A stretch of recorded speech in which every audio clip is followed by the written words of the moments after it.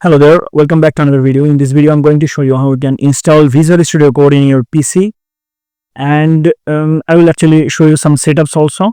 So let's just go for this. You have to type here Visual Studio Code, okay? Visual Studio Code, hit enter, and here you can see the first link. Just click here download, okay? And click here Windows, okay? If you are from Windows, and here you can see it start downloading. Here you can see it done. Now we have to actually finish it. Now I will show you some settings also, but before that I will show you another way to download and install Visual Studio Code in your PC. So the way is using Microsoft Store. You just have to go there and you have to search here VS Code. Here you can see, just click here, and here you can see it is installed currently because we have installed it. But if it is not, then it will actually show you the installation option. So we got the latest version here, you can see. And now what you have to do, you have to actually go for the settings, because we have some settings. And here you can see we have font settings. If you don't find this, you just have to type here font. Here you can see font settings.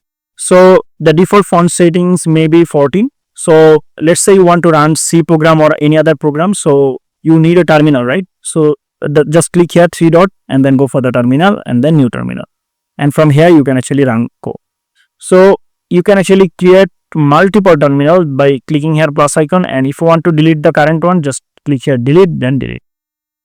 Now there is no terminal. If I go for the terminal once again, here we have only one terminal, okay? Now let's go for some extension. Here you can see the extension button. Just click here extension. Now for running a code, you need to install extension that is called Code Runner. Just hit enter, and this is the thing you have to install. So here you can see I have already this. You just have to actually install this one, okay? Code Runner.